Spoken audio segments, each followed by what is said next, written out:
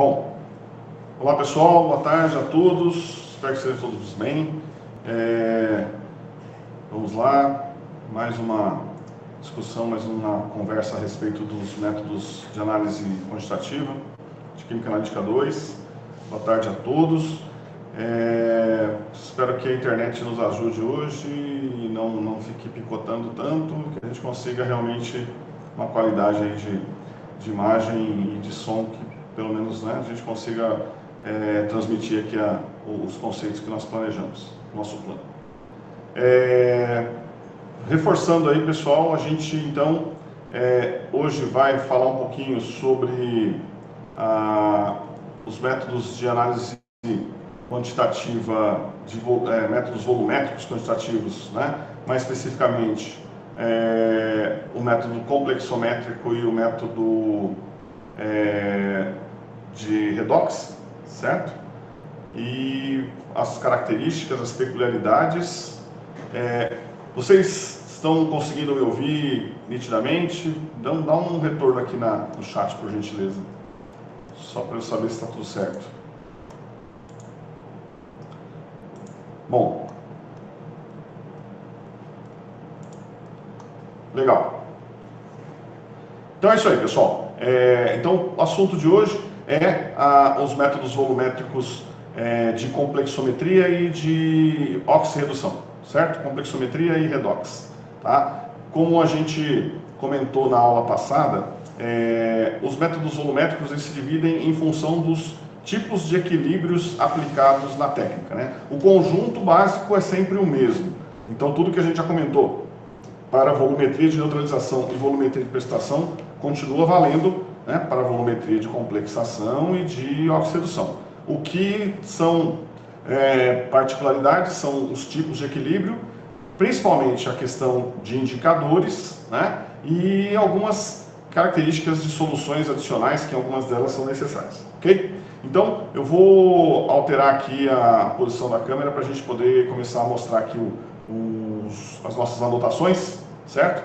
E aí, vocês vão acompanhando e se surgir alguma dúvida, alguma questão, não hesite em abrir o microfone e fazer seu comentário, sua pergunta ou mandar uma mensagem, ok?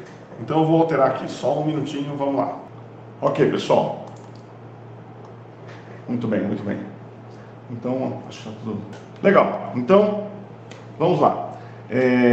O tópico, então, que a gente vai iniciar a discussão agora é a chamada volumetria de complexação, certo? E é um método volumétrico ou titulométrico baseado, então, nos equilíbrios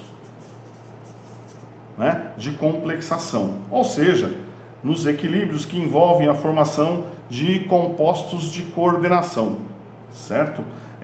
Quem são os compostos de coordenação?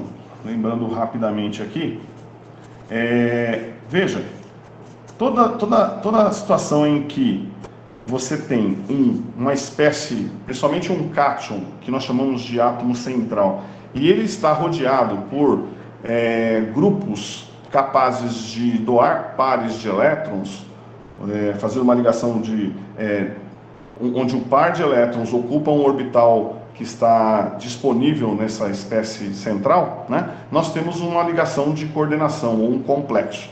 Ou seja, nos compostos de coordenação você tem sempre um átomo central, que é um cátion em geral, e ao redor desse átomo central, nós temos coordenados a eles os chamados ligantes. Sendo que esses ligantes são espécies ou aniônicas, ou são ânions, ou são moléculas que possuem, substâncias então neutras, que possuem pares de elétrons livres. Então, por exemplo, se vocês se recordarem da química analítica qualitativa ou química analítica 1, quando se faz as separações dos cátions do grupo 5 dos demais, no caso prata, chumbo e mercúrio, dos demais, a gente precipita a prata, o chumbo, né? E o mercúrio a gente normalmente não usa nos testes em função da toxidez, mas com ácido clorídrico, né? E aí forma-se lá o cloreto de prata e o cloreto de chumbo. O cloreto de chumbo, ele é separado do cloreto de prata por simplesmente adição de água e aquecimento, porque os compostos, os cloretos de chumbo 2 são solúveis em água quente. Já a prata não é solúvel em água quente. E como se faz para solubilizar a prata e fazer um teste específico, né? O que se faz é adicionar um excesso de amônia, né? Ou de hidróxido de amônio, no caso, né? E aí ocorre a solubilização com a formação do composto NH3,2+, que a gente chama de diamim prata, né? Essa espécie, né, diamim prata, é um exemplo bem simples de uma coordenação. Então, o que nós temos aqui? O átomo central seria a prata, que perdeu um elétron, então ela está, né, com um par de elétrons livres, e o ligante é exatamente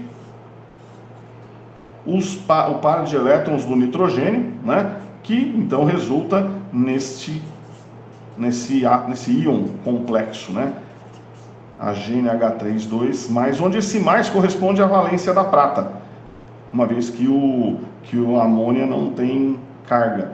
Mas poderia ser um ânion, por exemplo, e aí no final, por exemplo, um outro teste que é feito na analítica 1, na qualitativa, é o teste do ferro, que inclusive a gente usa na volumetria de precipitação como indicador, né? A adição de tiocianato a uma solução onde tem os íons ferro, ocorre a formação de um complexo colorido. Os complexos eles são solúveis e boa parte deles são coloridos, né? É uma característica, né? E aí você tem a formação do FeSCN, e aí dependendo da quantidade da estequiometria, né? Por exemplo, se eu tiver 2 tiocianatos aqui, como a valência do ferro é mais 3, a valência do tiocianato é menos 1, a valência do íon complexo será mais 1, seria a soma dessas cargas. Enfim, exemplos aqui simples de compostos de coordenação, certo? Das ligações coordenadas, né, entre átomos e ligantes, né, com essa doação de par de elétrons aqui. Muito bem, pessoal. Assim como todo outro equilíbrio que a gente já discutiu, esses equilíbrios também são regidos, são gerenciados por constantes.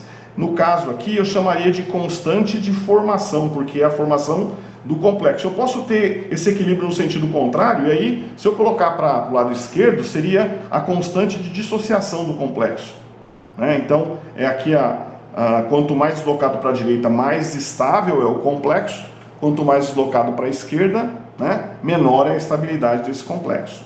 Muito bem.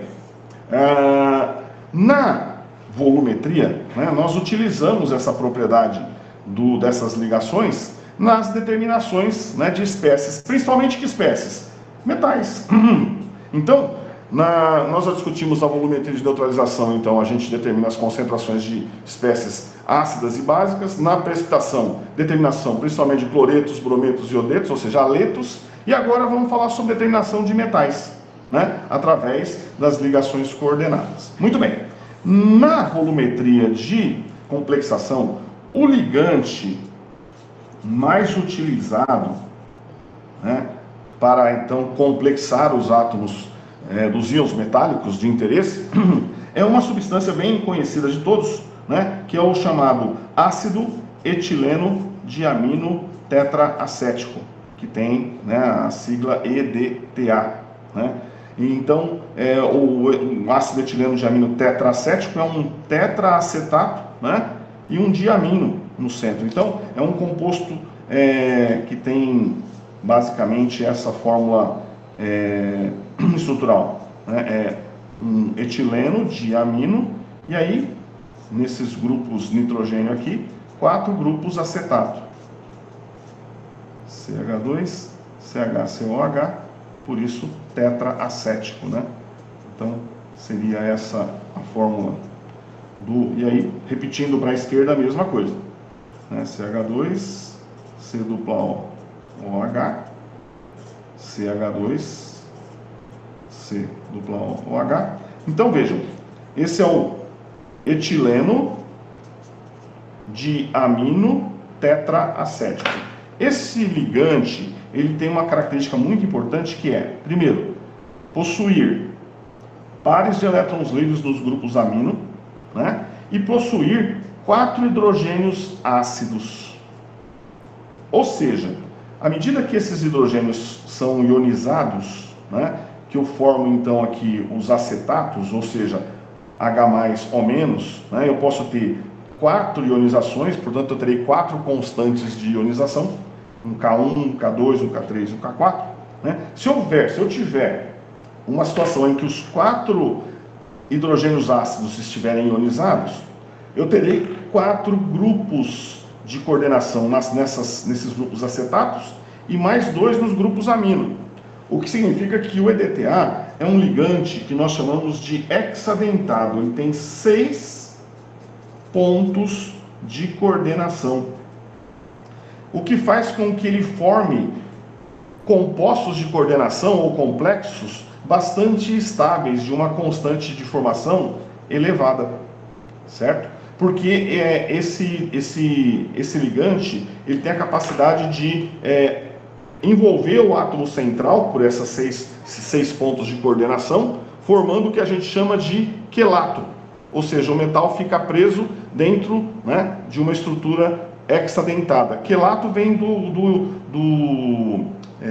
grego, né, mão, né, quelo, em inglês, quelato, né, segurar. Então veja, o EDTA, ele é um composto molecular de elevado peso molecular relativo. Se a gente somar aqui, ó, são 4, 6, mais 4, 10 carbonos. São 2, 4, 6, 8, 10, 12, 13, 14, 15, 16 hidrogênios. E 1, 2, 3, 4, 5, 6, 7, 8, 2 nitrogênios e 8 oxigênios. Então é um composto, se você somar 10 vezes 12, aproximado, 16 vezes 1, 2 vezes 14, 8 vezes 16, dá algo em torno mais ou menos de 372 alguma coisa, gramas por mol. Então é uma massa molecular relativamente alta, né? E é um composto fácil de purificar. Se você aquecer em estufa, elimina as águas de hidratação, ele fica bastante seco.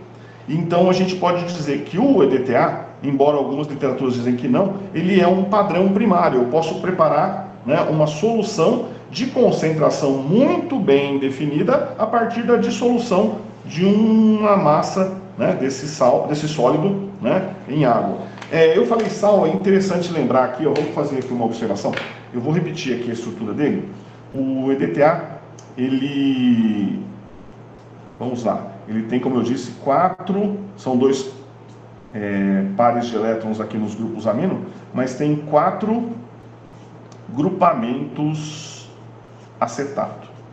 Então, vejam, e como eu disse, se eu tiver aqui, né, a ionização de cada um deles, eu vou ter 4 constantes, né?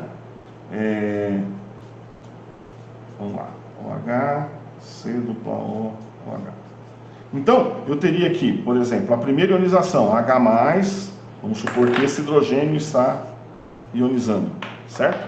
Então, formaria H+, mais, eu vou chamar esse grupo todo aqui de Y, e aí formaria o H3Y-, ok? E aí eu teria um Ka-. Assim, sucessivamente. Se eu tiver a ionização do segundo hidrogênio, eu teria o quê? Isso tudo é o que eu chamei de Y, certo? Então, o H3Y-, aqui tem que ser 2 setinhas, né? Formando o H+, H2Y-2. E assim sucessivamente. Então, são 4 ionizações, né? Porque é um tetraácido, né? Se é um tetraácido, eu terei, então, 4 hidrogênios, H1, Y-3, e finalmente o HY-3 formando o Y-4, que seria a espécie totalmente desprotonada, né? Muito bem, obviamente que o Ka1 é muito maior que o Ka2, que é muito maior que o 3 e assim por diante. O que significa que, na realidade, esses dois primeiros hidrogênios aqui, eles são mais fáceis de serem ionizados. O terceiro e o quarto já é mais difícil, ou seja, se eu quiser formar realmente essa espécie aqui, eu teria que deslocar esse equilíbrio para a direita. Para deslocar esse equilíbrio para a direita, a solução seria o quê? Remover H+, do meio, ou seja, né, adicionar uma base aqui, neutralizar o H+. O que significa que essa primeira espécie aqui nós obtemos em pH baixo, pH entre 0 e 2, 0 e 3, pH bastante ácido, pH de aproximadamente 2. Já essa espécie aqui você encontra num pH mais elevado, um pH aproximadamente 4. Já essas últimas espécies aqui, essa última, por exemplo, é acima de 10, pH maior que 10, né? Então, assim, só em pHs básicos é que eu tenho essa espécie Y+4, né, formada, que é, na verdade, o ligante mais poderoso aqui para complexar, né, as espécies metálicas. Outra coisa que é importante lembrar é o seguinte, em geral, pessoal, quando vocês vão preparar uma solução de EDTA lá no laboratório para fazer uma volumetria de complexação, normalmente você não utiliza exatamente o EDTA. O EDTA é o ácido etileno diamino tetracético. Nós utilizamos normalmente o edetato de sódio, que é o Na2-EDTA. O que é o Na2-EDTA? É simplesmente um EDTA cuja 2 hidrogênios ácidos foram neutralizados. Ou seja, é como se você tivesse reagido com NaOH, certo? E aí, a neutralização do hidrogênio e a formação do O-Na+, mesma coisa aqui, O-Na+, e aí eu tenho o edetato disódico. Qual é a vantagem de usar esse sal? Veja, ó, esse aqui é um tetraácido, tem 4 hidrogênios. Esse aqui vai ter quantos? Vai ter 2, certo? Ele é um diácido, é um sal diácido. A vantagem é que o edetato de sódio, ele é mais solúvel, é mais fácil de preparar a solução. E o efeito dele, porque como esses dois primeiros hidrogênios são muito ácidos, eles saem com facilidade, e o sal ele é solúvel, né? Então o que nós teremos é justamente as espécies H3Y e H2Y-2, quando eu tenho a solubilização do edetato de sódio. Então, só observando, então, normalmente no laboratório, quem vocês utilizam é o Na2-EDTA e não o ácido etileno diamino tetracético. Se bem que todas as vezes que você vê algum comentário, se fala em EDTA, né? Se esquece de dizer o certo seria falar edetato de sódio. Mas o que se fala normalmente é EDTA mesmo, né, por uma questão de simplificação. Mas é um detalhe importante de ser lembrado aqui. Muito bem. Bom, algumas considerações ainda teóricas sobre EDTA. Veja, pessoal, se eu somar essas 4 equações aqui, vamos ver se a gente consegue, né? Se eu somar essas 4 equações, veja, eu vou simplificar isto com isso, considerando uma soma algébrica, né? Isto com isto, enfim, eu teria uma equação que seria, em resumo, a ionização total do ácido, né? do EDTA em si. Então seria um equilíbrio assim, 4H mais Y-, certo? Que seria então a soma dessas 4 etapas. E a constante K, que representa isso aqui, esse equilíbrio, seria o produto de K1 vezes K2 vezes K3 vezes K4. E dá uma expressão bastante grande, certo?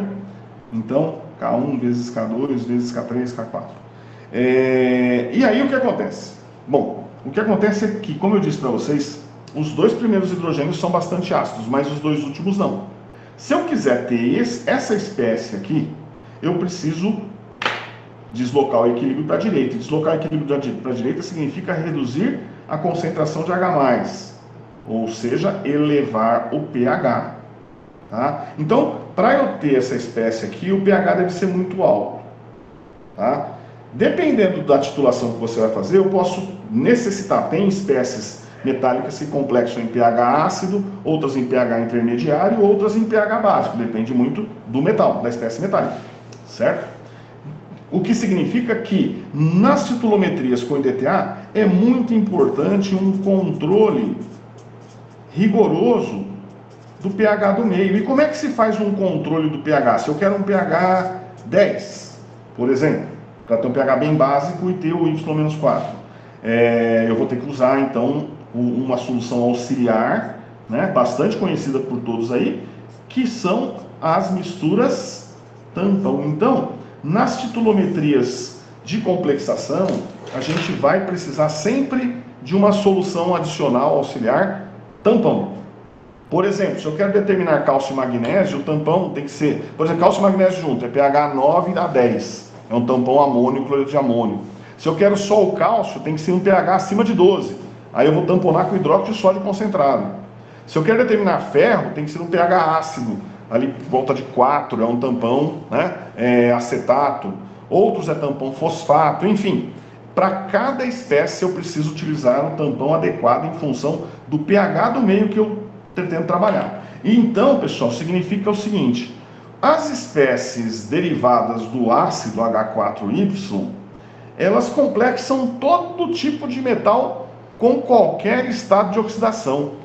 Então o EDTA ele é capaz de complexar metais com valência +1, +2, +3, +4. E o detalhe mais interessante é que sempre na proporção 1:1.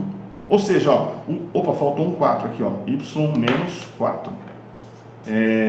O Y-4 ele tem ainda os 2 pares de elétrons do nitrogênio, ou seja, ele é hexadentado, é um ligante que faz 6 coordenações. Então ele coordena metais bivalentes na proporção 1:1, trivalentes, tetravalentes, tudo na proporção 1:1.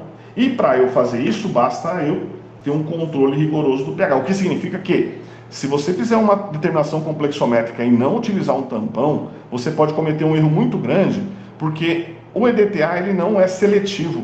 Ele não sabe, ou ele não vai separar a espécie que você quer do que está no meio. Se tiver 2, 3 metais diferentes, ele complexa todos.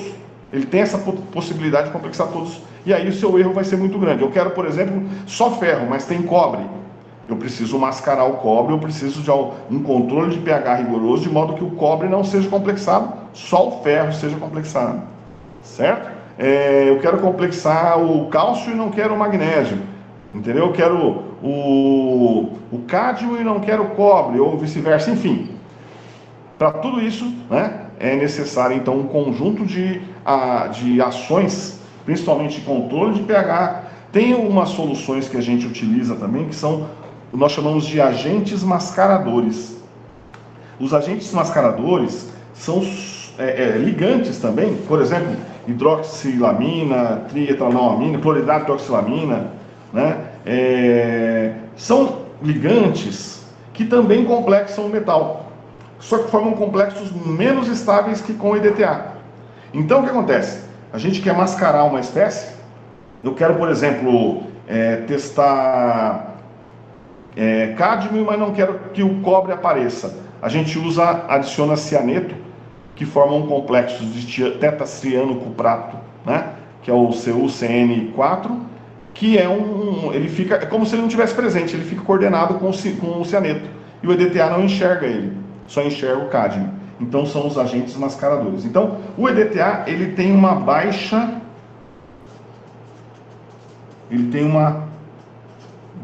seletividade. Como assim? Ele complexa várias espécies em diferentes estados de oxidação. Então, por exemplo, ele complexa, se eu tiver lá uma espécie do tipo cobre 2 e adicionar o EDTA, certo? Eu vou formar o complexo CiY-2, tem uma constante de formação aqui, na proporção 1:1. Se eu tiver o ferro mais 3 e eu adicionar o EDTA, ele vai complexar FeY-, certo? E aí tem uma constante de formação também. Aqui sempre 2 setinhas, tá, pessoal? Não se esqueça disso. Na proporção, novamente, de 1 para 1, certo? Se eu tiver lá estanho, 4, e eu, né, acrescentar EDTA, ele vai coordenar o estanho também, né? E na proporção também de 1 para 1. Essa é a grande vantagem da volumetria de complexação utilizando o EDTA, certo? Mas como ele não tem uma seletividade, né, intrínseca, é importante, se eu tiver uma mistura, ou se eu tiver, por exemplo, eu quero determinar cálcio em água, né, com EDTA. Eu vou fazer um ajuste de pH e vou formar lá o complexo CaY-2, certo? Mas se eu tiver manganês, por exemplo, ou ferro mesmo, em água, dependendo da origem da água, se é de um rio, né, eu preciso mascarar o cobre, o ferro, para que eles não apareçam e o EDTA só veja o cálcio. Senão ele vai complexar tudo, e aí o meu resultado vai dar um erro grande, porque ele vai dar um volume de titulante bem maior do que seria, né, o correto. Certo? Então, isso é muito importante no uso da volumetria de complexação. Outra coisa, pessoal, vejam, como eu disse, na volumetria de complexação, né, deixa eu pegar aqui para mostrar para vocês aqui, é mais fácil do que eu tentar desenhar. Ó, deixa eu achar aqui. Aqui, ó. Ver se é possível enxergar. Esse gráfico aqui mostra a região de pH em que você tem cada uma das espécies. Ó. Em pH 0, predomina a presença de quem? Do EDTA molecular, do H4 EDTA. Se o pH estiver em 2, a concentração de H4 diminui, a fração de H4 começa a cair e começa a aumentar a de H3Y-, ou seja, é o processo de ionização. Certo? Ó, se o pH aumentar para 8, olha aqui, ó, não sei se vocês conseguem enxergar. Se o pH aumentar para 8, a concentração de H2Y diminui, a fração dele, e a fração do HY-3 aumenta. Ou seja, é essa terceira ionização aqui, ó, Ka3. Certo? E para ter o Y-4 em uma grande quantidade, ó, uma fração grande, eu preciso de um pH acima de 10. Ó. Em 10 eu estou no meio. Certo? Em 12 é o máximo. Ó. Certo? E aí o que acontece? Eu preciso adequar o pH, né, da determinação do metal que eu quero medir com o pH do meio, para eu ter a espécie, né, mais interessante. Ó, vamos ver se vocês conseguem enxergar aqui. Esse gráfico mostra o logaritmo da constante de formação do complexo em função do pH. Olha o que está, vê se vocês conseguem enxergar aqui. Ó. Por exemplo, ó, aqui em cima, ó, o ferro 3 forma um composto, né, com uma constante, o log, o pK, né, um pK elevado, num pH 2. Ó, como eu falei para vocês, o pH para determinação do ferro é ácido.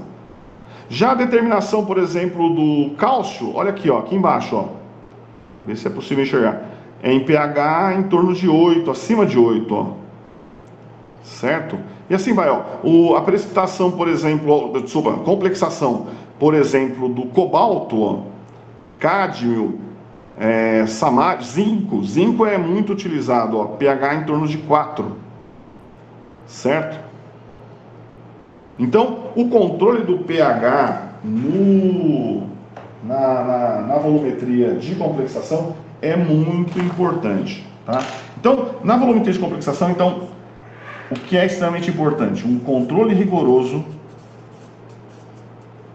do pH do meio, o uso de, como eu disse, agentes mascaradores. O que são agentes mascaradores?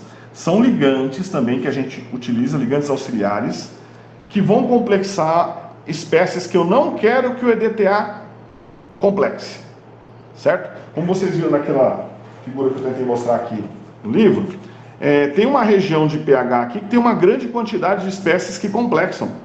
Se elas estiverem misturadas, o EDTA não vai dizer, eu vou complexar só o cobre. Não, se tiver níquel ele complexa também, porque é na mesma região de pH. Então nesse caso eu tenho que usar uma solução que forme uma substância, um complexo estável, por exemplo, com um dos dois, para que o EDTA complexe o outro. E aí a gente consiga separar e medir a concentração de cada um.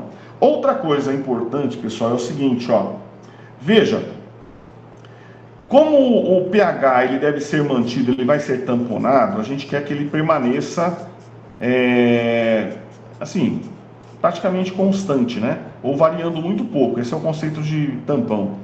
Então, aqueles indicadores que a gente utilizou lá na volumetria de complexação, nenhum deles serve aqui, tá? Ou seja, fenolftaleína, vermelho de metila, azul de bromoquezol, eles só funcionam se o pH mudar. Como aqui o pH não muda, eles não funcionam aqui, certo? No caso da volumetria de complexação, o indicador ele tem que ser uma espécie que também forme complexos com os metais. Então a gente chama de indicador metalocrômico. O que são indicadores metalocrômicos?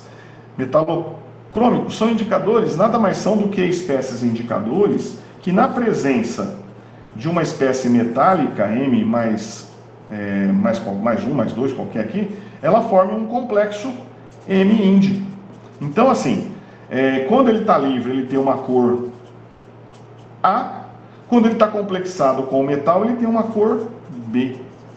Por exemplo, negro de aerocromo T, né? Calcon, murexida, alaranjado de Tilenol, são ligantes metalocrômicos. Ou seja, na realidade, né, o que acontece? Você tem lá uma titulação, você coloca lá a solução no Erlenmeyer e coloca o indicador. Aí, no início, o seu metal fica todo complexado pelo indicador, certo? Quando você começa a adicionar, através da bureta, a solução de EDTA, ou edetato de sódio, que é o mais correto, né? O EDTA começa a competir com o indicador. Ou seja, há uma questão de deslocamentos de equilíbrio. Isso aqui é um equilíbrio, né? O EDTA começa a complexar o metal, formando o quê? O MY. Dependendo da valência aqui, né?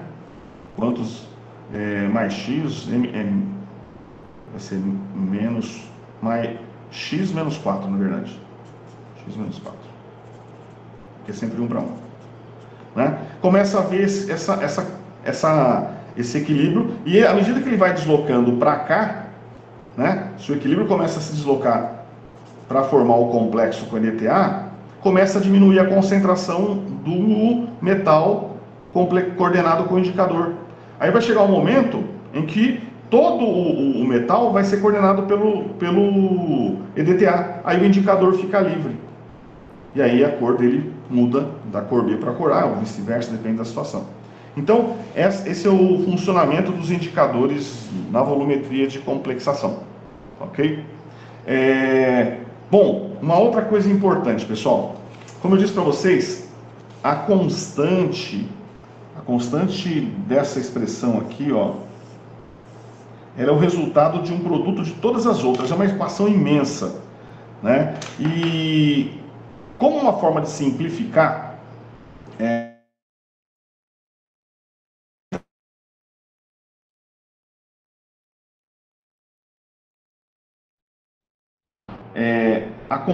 nós vamos criar uma constante condicional que seria igual à constante de formação, a absoluta, multiplicada pelo que a gente chama de alfa4, que é o chamado grau, né, a fração da espécie, que esse alfa4 ele varia em função do pH do meio, certo? De modo que a gente simplifica e usa como K condicional essa expressão aqui, ó, H mais, ou a espécie metálica, né, livre, vezes o y menos 4 sobre o MEY aqui. Senão a gente vai ter que usar uma expressão muito grande, né, e cheia de variáveis. Então a gente usa, ao invés da constante de formação do complexo, uma constante condicional nesse caso. Ok? Muito bem. Para que servem as volumetrias de complexação, então? Né? As volumetrias de complexação, como a gente já pode perceber aqui, se aplicam então às determinações de concentrações do que? De espécies de cátions metálicos, né?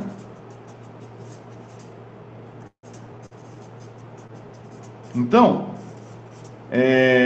a volumetria de complexação, ela é usada, por exemplo, nas análises de água de potabilidade, em água de rio, de poço, enfim, né? Você quer determinar lá teor de cálcio, teor de magnésio, se tem metais pesados, cobre, cádmio, né? Se tem ferro, enfim, todas essas espécies metálicas, né, você determina por, né, complexometria com EDTA.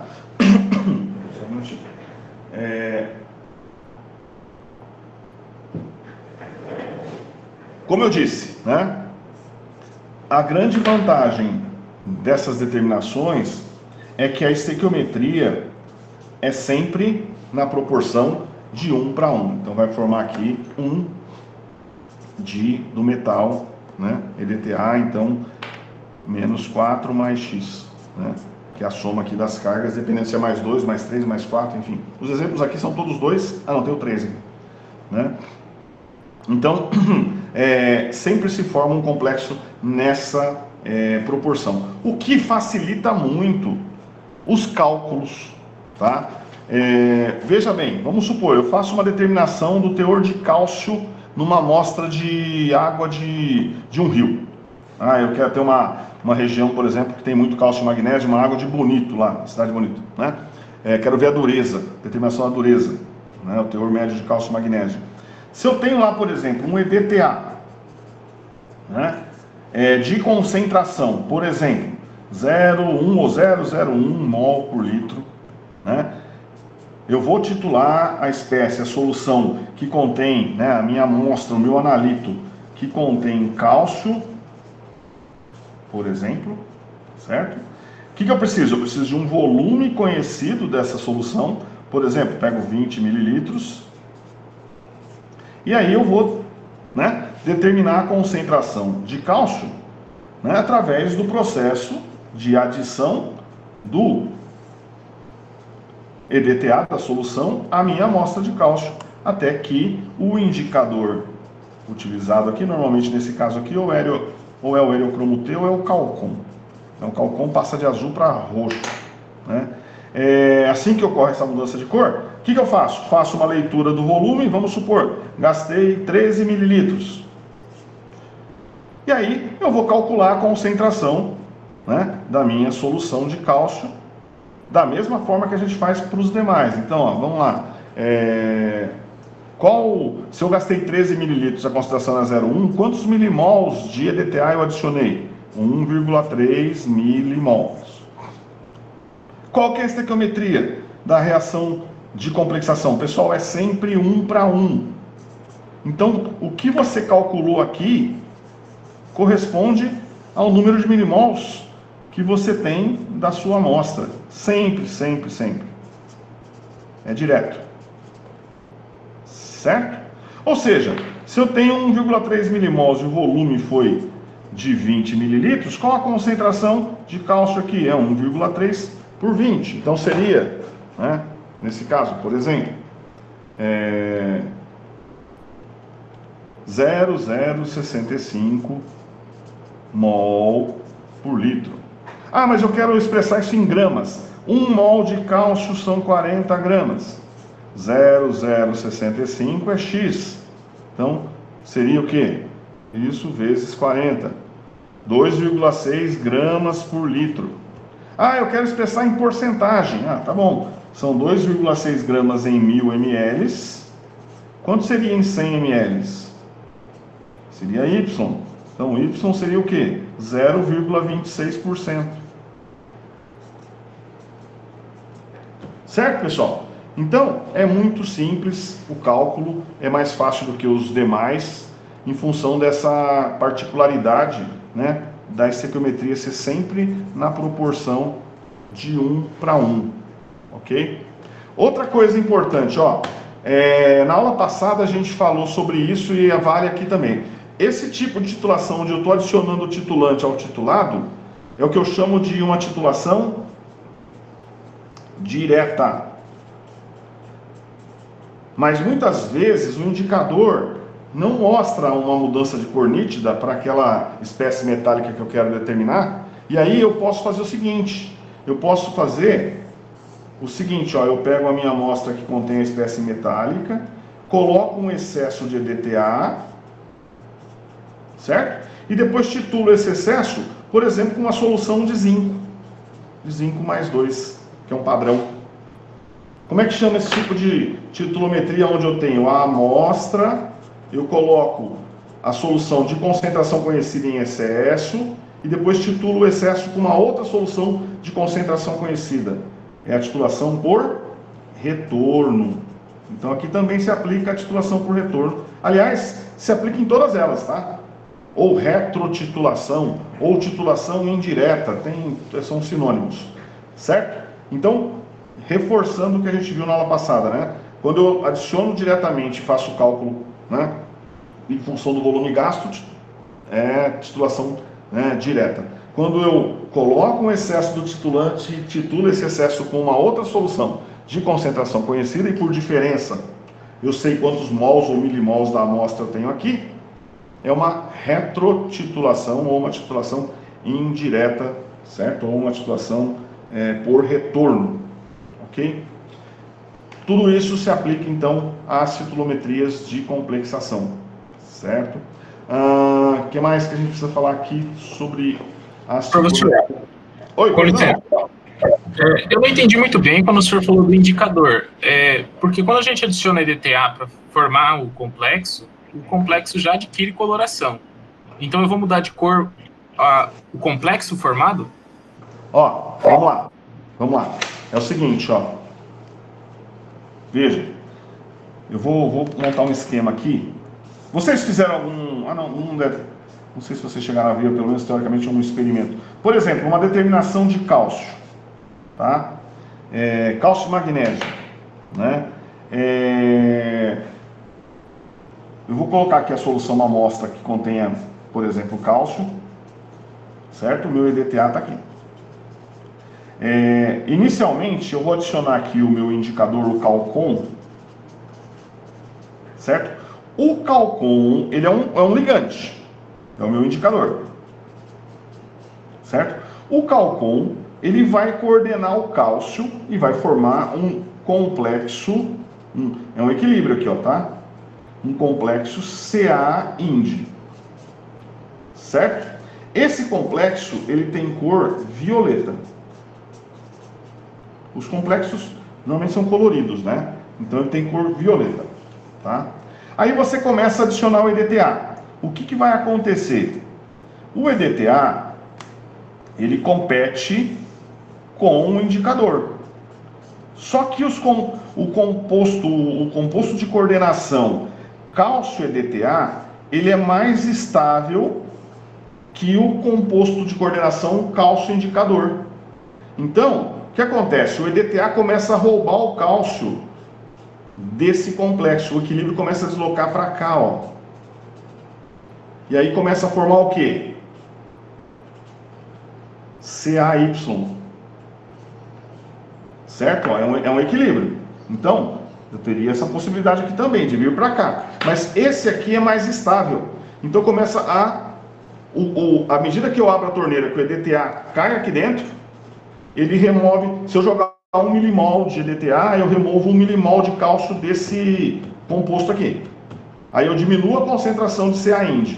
Aí eu jogo mais um ml, mais um X milimols aqui, removo mais um cálcio. Vai chegar um momento em que eu vou ter aqui somente o quê? CAY. E o indicador que estava coordenado ao cálcio, agora ele está livre.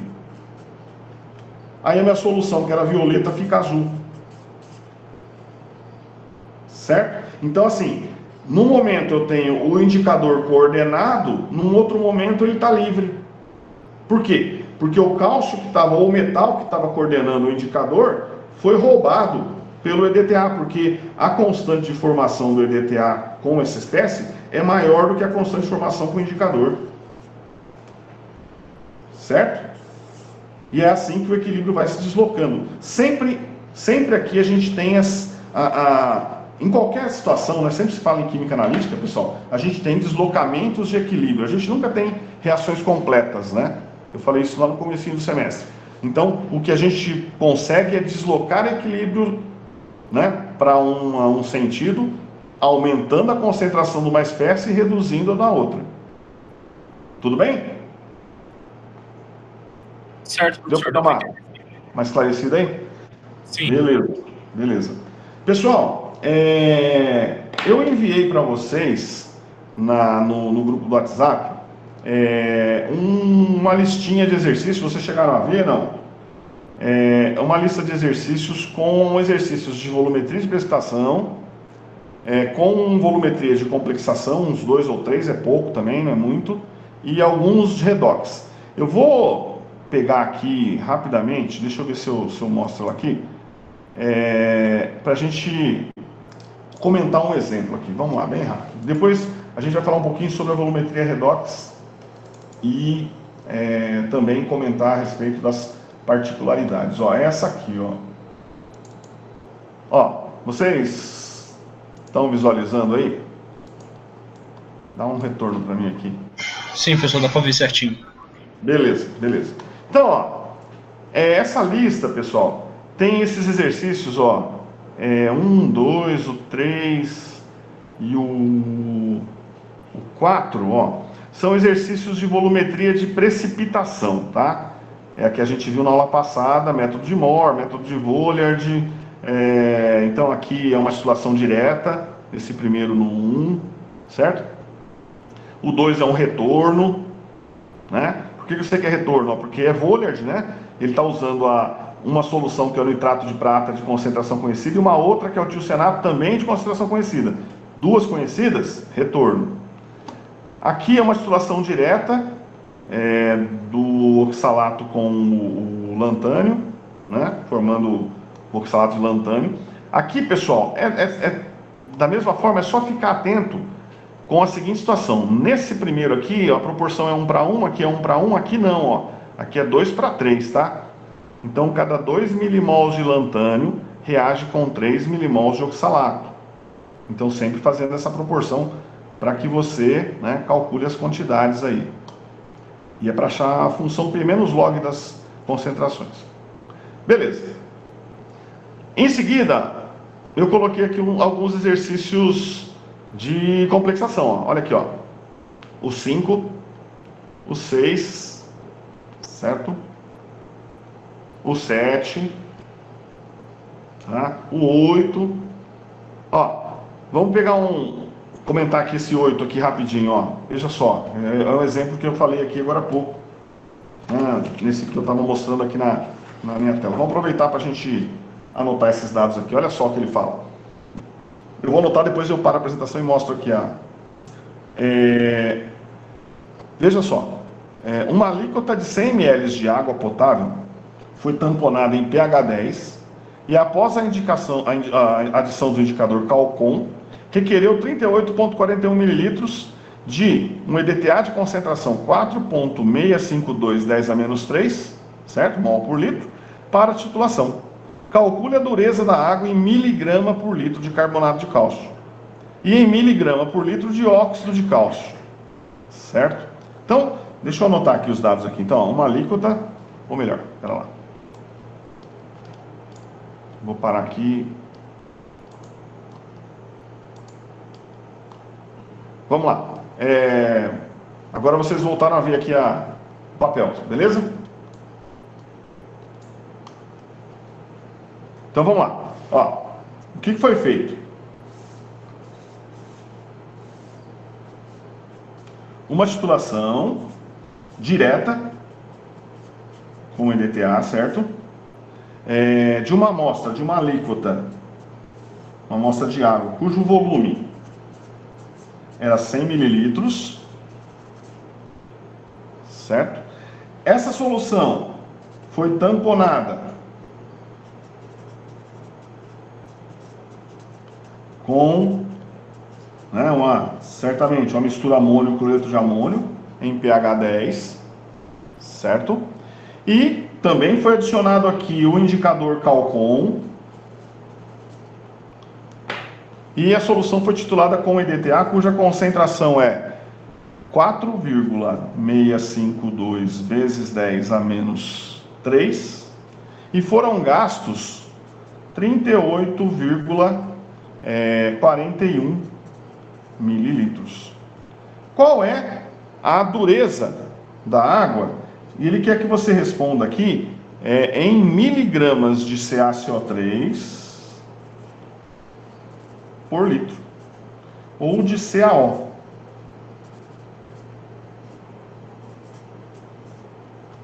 Perfeito? Então vejam, ó. Se eu gastei 38,41 mililitros de EDTA 4,652 10 a menos 3, eu sei que concentração é número de mols por volume, então 4,652 10 a menos 3 é igual a N1 sobre 38,41, e aí minha resposta aqui vai ser milimols, hein? Porque eu estou usando mililitros. Nunca se esqueça de cuidar para as unidades, para você não errar em fatores de mil aí, né? Então, ó, 4,652 exponencial menos 3 vezes 38,41 igual, ó, 0,178. Vou colocar aqui bastante casas aqui, para que a gente depois no final aproxime e minimize os erros também aqui com relação a algarismos significativos. Que, pessoal, ó, algarismo significativo é um assunto que a gente viu lá no começo, mas ele tem que ser aplicado em tudo aqui a todo momento, aí não pode esquecer dele. Certo? Muito bem. Bom, se foram gastos 0,17868 milimols de EDTA, quantos milimols de cálcio eu tinha aqui dentro do meu Erlen? O número de milimols de cálcio é o mesmo. Por quê? Porque é 1 para 1. Então, já sei o número de milimols de cálcio. Se eu tenho 1 milimol de cálcio, pessoal, qual que é a proporção cálcio-carbonato? É 1 para 1. Qual a proporção de cálcio óxido de cálcio? É 1 para 1. Então, eu já sei que eu tinha 0,17868 milimols de carbonato e 0,17868 milimols de óxido também. Por quê? Porque é 1 para 1 para 1, né? Ele quer a resposta em miligramas. Vamos lá. 1 milimol de cálcio são quantos miligramas? 1 mol de cálcio, pessoal, 1 mol de cálcio, se você olhar na tabela periódica, aproximadamente 40 gramas, certo? 1 milimol de cálcio seria 40 dividido por 1000. Pode ser assim ou vocês se confundem? Ó, se eu colocar 1 mol de cálcio, 40 gramas. 1 mol. 1 mol de CA. Certo? 1 milimol seria 40 dividido por 1000. Certo? 40 dividido, né, por 1000, 0,004 miligramas. Enfim, mas eu posso fazer de várias maneiras. Ó, vamos lá. Se eu tenho, por exemplo, ó, carbonato de cálcio, 0,17866, ou melhor, se for cálcio, né? 0,17868 milimols é 0,17868 vezes 10 a menos 3 mols. Quantos gramas vão ser? X. Aí eu vou achar aqui a massa de cálcio. Quanto que vai dar? Então é isso vezes 40 exponencial menos 3 igual, ó, 0,0012747 gramas, que é o mesmo que 7,147 miligramas. 7,147 miligramas em que volume? O volume de amostra aqui não era 100? Quanto vai ser em 1000? Porque ele quer saber em miligrama por litro, né? Seria 10 vezes mais. Então seria 71,47 miligramas. 71,47 miligramas de cálcio por litro. E de carbonato de cálcio? Vamos lá.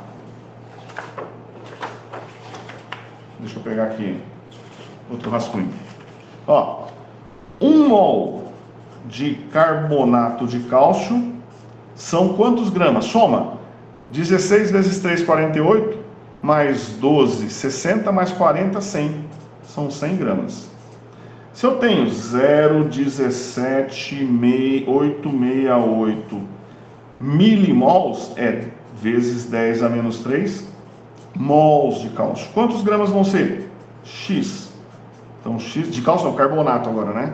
Então, vamos lá. 0,17868 exponencial menos 3 vezes 100. Olha aí, ó. 0,17868 gramas do que? De CaCO3. Muito bem. Essa massa estava onde? Aqui, ó.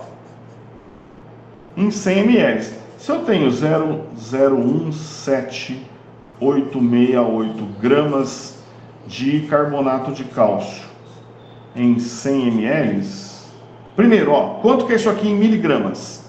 Seria 17,868 miligramas de carbonato de cálcio em 100 ml. Em 1000 ml, ou seja, 1 litro, X. Quanto que é o X? 178,68 miligramas por litro. De quê? De carbonato de cálcio. Correto? Qual o teor de óxido de cálcio? É outra pergunta aqui. Né? Ora, vamos lá, vamos ver se a gente aperta para caber aqui. 1 mol de óxido de cálcio são quantos gramas? 40 mais 16, 56 gramas. Certo? 0,17868 vezes 10 a menos 3 mols. X. X vai ser, então, vamos lá. 0,17868 exponencial menos 3 vezes 56. Ó, 0,000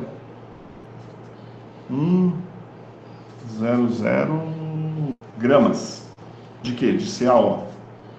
Ou seja, seria 1, 2, 3, 10,01 miligramas. Onde? Em 100 ml. Quanto vai ser em 1000? 10 vezes mais. Está fácil fazer a conta, né? Então, qual que é o teor de óxido de cálcio? Vai ser 100,1 miligrama por litro.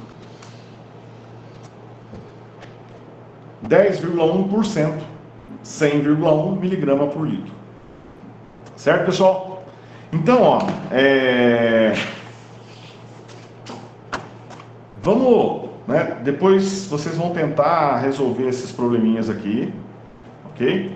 E para se preparar para a nossa avaliação. Na semana que vem, a gente vai disponibilizar esse horário aqui para tirar dúvida. Então eu não vou resolver mais o problema agora aqui, porque vocês precisam tentar fazer primeiro. Aí semana que vem a gente volta e aí as dúvidas a gente vai discutindo. E aí se não tiver dúvida, a gente pega outro exercício para treinar, tá? Por quê? Porque no final da semana a gente vai ter a nossa avaliaçãozinha 2. Muito bem, muito bem. Avançando aqui, veja, a gente então agora precisa falar um pouquinho sobre o outro equilíbrio químico que nós utilizamos na volumetria também, que é a volumetria redox, volumetria de oxirredução. Eu esqueci de falar, peraí, se bem que, vamos aproveitar aqui, ó. Pessoal, da mesma forma que lá na volumetria de neutralização, na volumetria de precipitação, na volumetria de complexação, quando se fala em escolha de indicador, né, eu falei do Calcon, falei do LUT, né, veja, novamente, para se achar o indicador que resulta nos resultados mais precisos, que termina em resultados mais precisos com menor erro, você precisa construir uma curva de titulação. Certo? Eu vou só rascunhar aqui, não vou entrar em detalhe porque a gente precisa falar um pouquinho da volumetria de oxirredução também. Mas a história é a mesma, ó. Vamos lá. Funciona da mesma maneira. Se eu tenho, por exemplo, vamos lá falar do cálcio novamente. Eu tenho aqui uma solução que contém cálcio. Vamos supor que a concentração de cálcio seja 0,1 mol por litro. Um volume de 10 mililitros. Aí eu vou adicionar EDTA, para ficar fácil a mesma concentração. E aí vários volumes. V0, V5, o volume equivalente quanto que vai ser? Se a proporção é sempre 1:1 e a concentração é igual, o volume equivalente é 10. Então, em 10 é onde eu vou ter o ponto de equivalência. Lembra? Então, ó, só que aqui, o que eu vou estar medindo? Eu vou estar medindo continuamente a concentração de CA. A concentração de CA quanto que é? É 0,1 no início, antes de eu abrir a torneira, certo? É 10 a menos 1. As concentrações, elas são negativas. Então, à medida que eu coloco EDTA, o que vai acontecer com a concentração de cálcio? Vai diminuir, vai ficar 10 a menos 2, 10 a menos 3, 10 a menos 4. E aí, para eu converter uma potência negativa num número inteiro positivo, o que eu faço? Aplico log. Se eu aplicar log, eu calculo o quê? O P da concentração de CA. Então aqui é um gráfico de P de CA por volume de EDTA. No início, quanto que é menos log de 0,1, ou seja, 10 a menos 1? É 1. Então, quando o volume é 0, o P de CA é 1. Aí eu abro a torneira, coloco 5 ml, certo? Se eu tenho aqui, ó, 10 vezes 0,1, eu tenho 1 milimol de cálcio. Se eu colocar 5 ml, eu vou complexar 0,5 milimol. 0,5 milimol subtrai, né? 1 menos 0,5 vai sobrar 0,5. Mas em que volume? Em 15 ml. Aí quanto vai ser o P de CA? O P de CA vai diminuir um pouquinho, até chegar no ponto de equivalência, onde eu vou ter aqui os volumes iguais, certo? Aí eu vou ter só o complexo CA, EDTA, CAY, e aí a concentração de CA vai ser em função da dissociação do complexo. Ou seja, para isso eu vou precisar da constante, né? E a constante é o produto sobre os reagentes, eu calculo a concentração de CA. Certo? E aí, o que a gente vai ter é uma curva, né, com esse perfil, onde o ponto de equivalência vai ser em V10, que é o volume equivalente. E aí eu tenho que ver em que região de valor de P de CA que o indicador vai mudar de cor. Certo? E aí por exemplo, Calcon, mudou de cor nessa região. Qual o erro que eu estou cometendo? É a mesma ideia. Tudo bem? Tem um exercício ali que fala do cálculo do P de lantânio, né? É menos log da concentração de lantânio. Beleza? Muito bem. Bom, e aí, vamos falar um pouquinho sobre a volumetria de oxirredução, ou redox, que são as volumetrias, ou as titulometrias, que se utilizam dos equilíbrios redox para, né, as determinações. Quem são os equilíbrios redox, pessoal? São aquelas reações onde você tem as transferências de elétrons, certo? Então, você tem um titulante, que é um agente oxidante ou um agente redutor, e o titulado vai sofrer um processo, né, ou de oxidação ou de redução. Vai haver uma transferência de elétrons, e a formação de um produto, correto? E as concentrações vão variando, e novamente, né, nós vamos ter aí o uso do cálculo estequiométrico para fazer as considerações, as determinações. Vou pegar um exemplo aqui. Deixa eu pegar aqui, por exemplo, uma determinação com o permanganato, porque o permanganato ele é interessante pelo fato de que o permanganato vocês conhecem bem. Quem já teve catapora ou fez alguma cirurgia assim, tinha que cicatrizar, né, utilizaram um banho de permanganato, né? O permanganato você compra na farmácia um comprimidinho que dissolve em água, fica uma solução bem vermelha. Deixa eu achar aqui, ó. Por exemplo, aqui, ó. Na determinação de ferro, vê se vocês conseguem enxergar. Ferro 2, certo? Com uma solução de permanganato de potássio, tá? Olha aqui, ó. Essa é a equação da reação. Eu vou copiar aqui para vocês. É isso que tem que tomar bastante cuidado com as volumetrias redox, pessoal. Olha só. A reação é essa aqui, ó. MnO4 mais...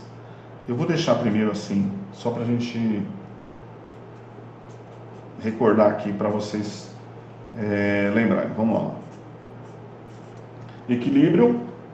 Então, Fe mais 3 mais Mn mais 2 mais 4 mais água. Então, observem que a equação da reação é uma reação bem, assim, diferente das anteriores. Por quê? Porque aqui a gente sempre tem espécies com cargas, né? Uma vez que vai haver transferência de elétrons. Então, vocês precisam tomar mais cuidado com essas equações das reações nas titulações redox. Diferente do EDTA, que o EDTA é uma beleza porque é sempre 1 para 1. Aqui não. Aqui as variações, a proporção estequiométrica, ela é muito particular de cada reação. Cada reação é de um jeito. E aí vocês têm que estar muito atentos a isso, tá? Vamos rapidinho aqui, só recordar, ó. Veja, o que está acontecendo aqui? Primeiro, ó, nessa titulação, vamos desenhar aqui um esqueminha. O permanganato é o titulante, MnO4. Obviamente que é um permanganato de alguma coisa, né? Normalmente é permanganato de potássio. E ele é vermelhão, é bem vermelho, é um vinho bem escuro. Certo? O titulado é o ferro. A solução de ferro 2 é uma solução, até porque vai ser muito diluída, ela praticamente não tem cor, é um amarelinho muito clarinho. Tá? Bom, você vai começar a acrescentar permanganato, vai começar a haver uma reação redox. O ferro vai oxidar de ferro 2 a ferro 3. E o manganês vai reduzir de... Qual que é o estado de oxidação dele aqui? Ó, se é Mn mais 4 menos 1, o oxigênio é menos 2 vezes 4 menos 8. Quanto que é o manganês? Mais 7, né? Então, o manganês ele vai de mais 7 para mais 2. O que é isso? É uma redução. Uma redução com uma variação de quanto? Ele está recebendo 5 elétrons. Né? O NOx diminuiu de 7 para 2. Já o ferro está variando de 2 para 3. Ou seja, ele está oxidando, está doando 1 elétron. Certo? Muito bem, pessoal. Uma solução de manganês 2, e de ferro 3, praticamente não tem coloração. Tá? Aí você vai adicionando manganês, permanganato, o que vai acontecer? Vai chegar um momento que todo o ferro 2 que você tinha aqui vai ser convertido a ferro 3. Se não tiver ferro 2, certo? Não tem quem oxida do elétron, não é? Não vai ter quem doe elétron para o manganês mais 7. Se o manganês mais 7 não recebe elétron, ele não sofre a redução. Ou seja, vai chegar um momento que vai começar a ter o que aqui? Vai ter permanganato sem reagir. E o permanganato ele é vermelho. Ou seja, quando isso acontecer, a sua solução, que era incolor, ela fica rosa, avermelhadinha. Por quê? Porque tem agora excesso de permanganato aqui embaixo. E essa é uma das características das volumetrias de oxidação. Muitas delas não necessitam de indicador, né? O próprio titulante já mostra o ponto final. Ok? Então, assim, lógico, nem todas, né? Tem reações volumetrias redox que utilizam o indicador. O iodo, por exemplo, ou as volumetrias que utilizam iodeto ou iodo, usam o amido como indicador. O amido, como vocês sabem, se você jogar, né, iodo no pão, por exemplo, vai ficar azul, né, porque forma um complexo de iodo, né, com amido. Então, aí sim você está usando um indicador. Mas muitos casos não precisa, como esse aqui. Outra coisa importante. Vamos lá, vamos recordar aqui, ó. Veja, pessoal, num processo redox, o que acontece é uma transferência de elétrons. Se alguém perde, alguém ganha. É uma troca. Ninguém vai ganhar elétrons se não tiver ninguém perdendo. Porque, como eu falei, se não tiver ferro 2, o manganês mais 7 do permanganato vai continuar na forma de permanganato mesmo aqui dentro. Ele não vai reagir. Ok? Então, vejam, se é uma troca, a quantidade de elétrons cedidos tem que ser igual à quantidade de elétrons recebidos. E eu preciso fazer, então, um ajuste, e a partir desse ajuste, cujo princípio é a igualdade, o número de elétrons cedidos sempre tem que ser igual ao número de elétrons recebidos. E aí, em função disso, que nós vamos ter que montar a estequiometria da reação. Certo? Então, por exemplo, ó, o MnO4, o permanganato, né, eu faço a seguinte análise, ó.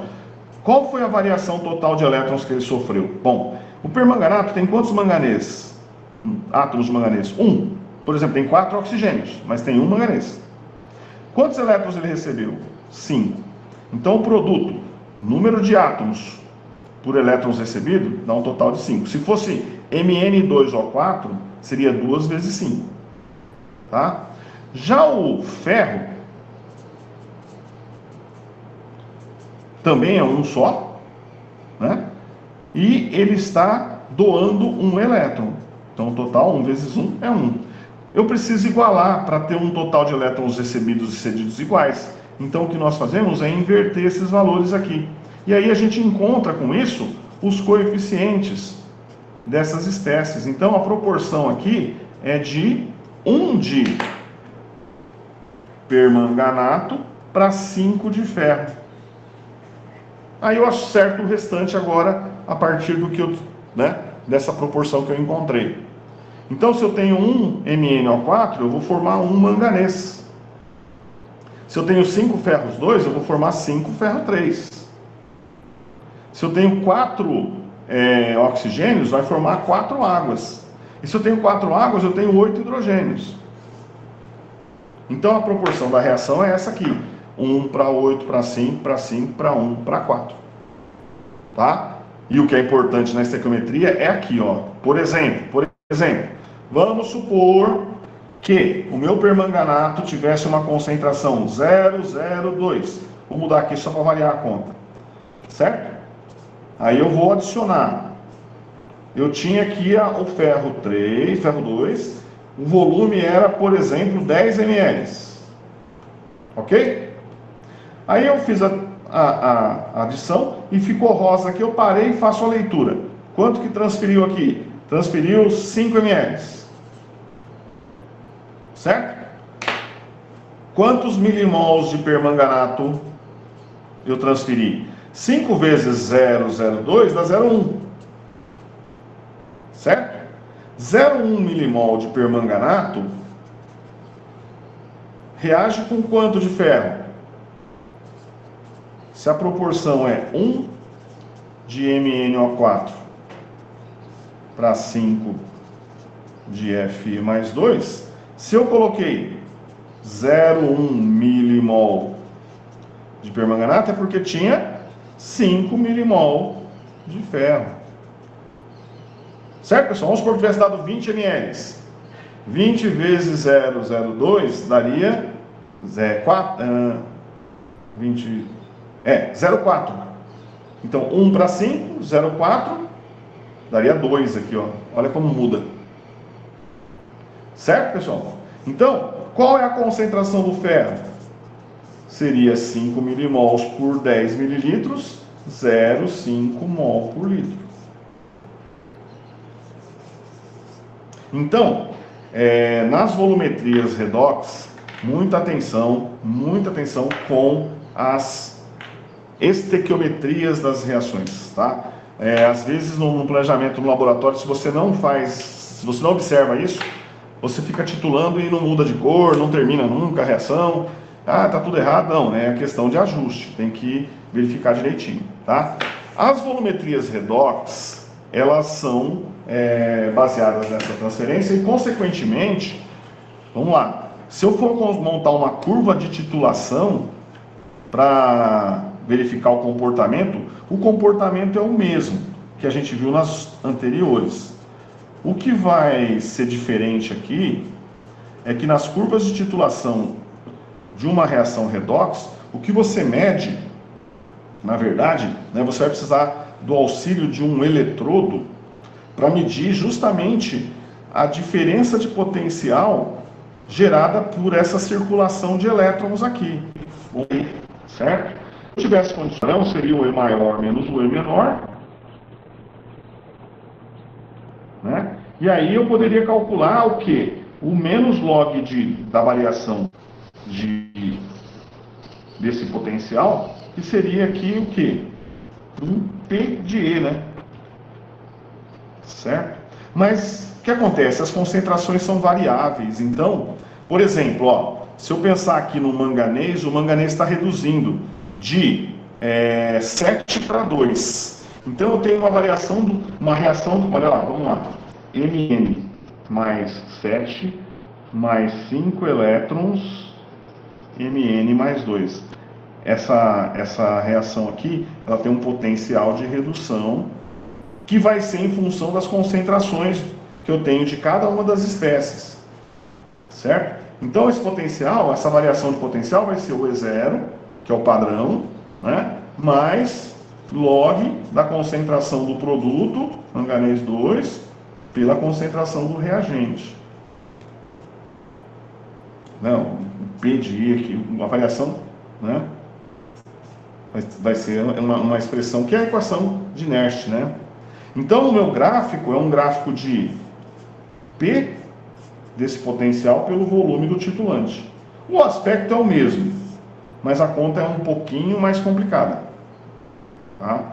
É um pouquinho mais trabalhoso. Aqui tem que lembrar, né? Sempre que eu tenho uma reação de redução, eu tenho a espécie recebendo elétron, então, veja, a outra redução quem seria? Ferro 3 mais elétron, formando ferro 2, aí eu tenho né? Eu tenho na tabela, né? O E0.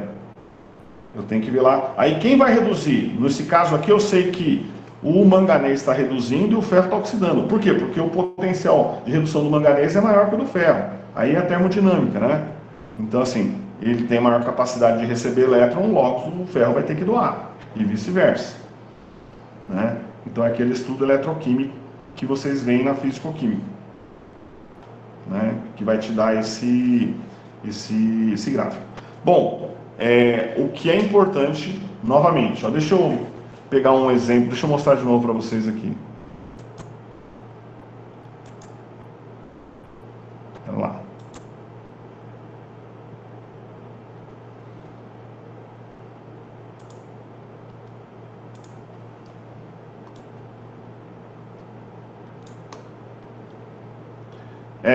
Vocês estão vendo aqui a minha listinha que eu mandei? Na apresentação?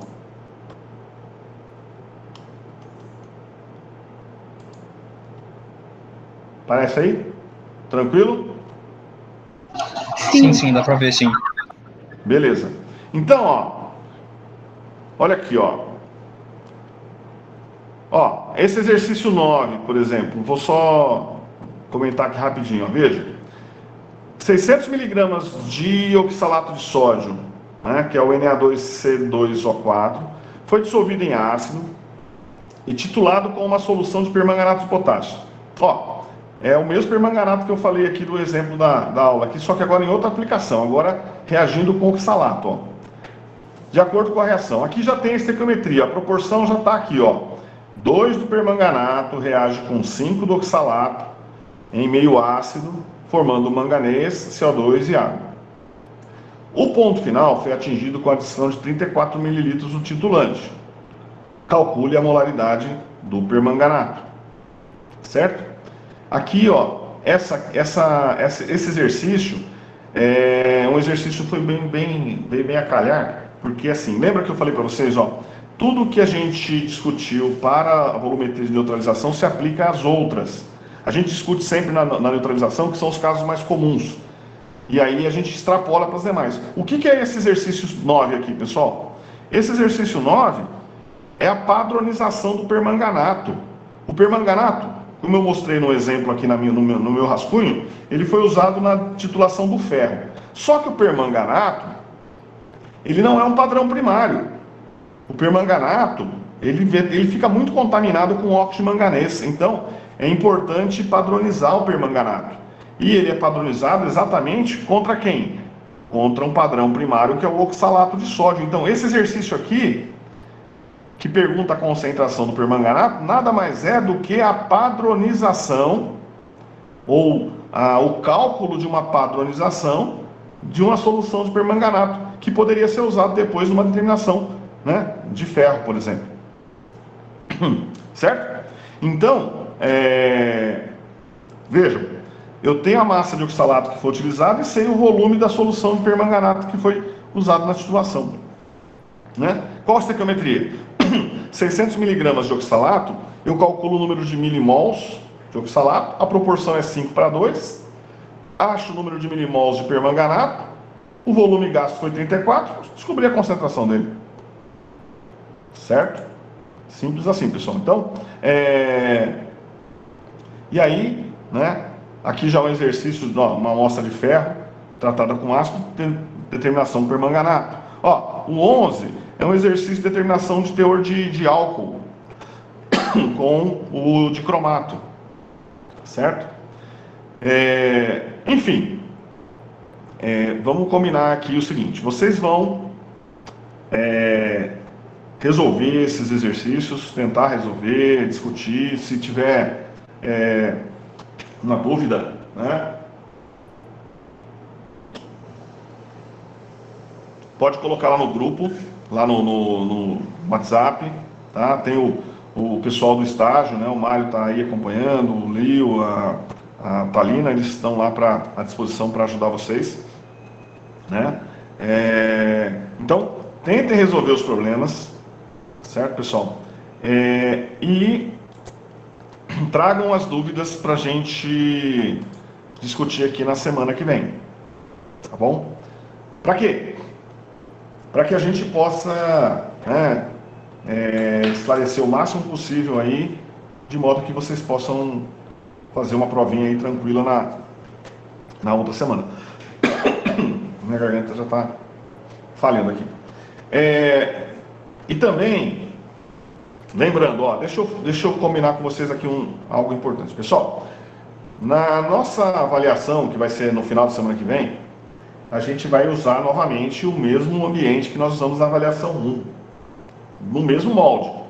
Vocês vão acessar, vão ter lá 2, 3 dias para acessar o momento que for mais adequado, vai ter um tempo para resolver e vai colocar lá as respostas, né? E finalizar a sua avaliação, tá? Só que o que vai acontecer? A gente tem um prazo curto, porque entre o término do semestre e o prazo para colocar as notas no Siscad, a gente tem 5 dias só. Então, até dia 20 tem que estar as notas no Siscad. Então, nossa prova optativa tem que ser em seguida. Então, se a gente vai fazer prova, por exemplo, quinta, sexta e sábado da semana que vem, a prova POS já vai ser na semana seguinte, tipo terça e quarta, tá? Então, não pode deixar aí por última hora para não se complicar. Outra coisa, na avaliação optativa, vocês vão ter lá 2 opções. Vocês vão ter uma prova relativa ao conteúdo da avaliação 1 e uma outra relativa ao conteúdo da avaliação 2. Então você tem que escolher aquela que você tirou a menor nota. Tá? Eu estou fazendo isso para não colocar uma prova só com todas as questões, para não dificultar mais. Então assim, eu vou fazer 2 provas específicas. Uma do conteúdo da primeira prova e outra do conteúdo da segunda, que assim você só vai estudar aquela que você teve a menor nota, mais dificuldade. Tá bom? Então, é isso aí. Se vocês quiserem fazer alguma pergunta, se tiver alguma dúvida, podem ficar à vontade. Ou quiser fazer alguma consideração aí.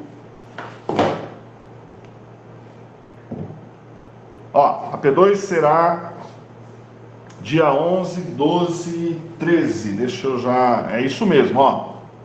P2. Eu vou disponibilizar para vocês na quinta-feira. Não, desculpa, na sexta-feira, dia 11. E aí vocês vão ter até o dia 13 para entrar e fazer a sua resolução. Ok? E aí a POS já vai ser no dia... Deixa eu ver o que eu marquei aqui. Dia 20 é o limite para lançar a nota. Então a POS tem que ser aqui, ó, 15, 16, 17. Certo? Ou 16, 17, 18. Para eu poder lançar, eu vou ter que lançar aqui até o dia 20. Então provavelmente 15, 16, 17 é o melhor, tá? Eu acho até que é até bom que a POS seja próxima. Se você for repetir o conteúdo da prova 2, você já vai estar estudando o material da prova 2, né? Se você vai repetir a prova 1, já começa a estudar. Se você não foi bem na primeira avaliação, já começa a se preparar para fazer a POS da prova 1. Tá? Então é isso mesmo. A P2, dia 11, 12 e 13. Muito bem. Bom, pessoal, nós vamos então finalizando aqui, certo? Repito, se vocês tiverem alguma questão, não tenham dúvida, entrem em contato, mandem mensagem, né? A gente está sempre à disposição, da forma que você achar melhor. Ok? No mais, então muito obrigado pela paciência de vocês e até breve. Valeu!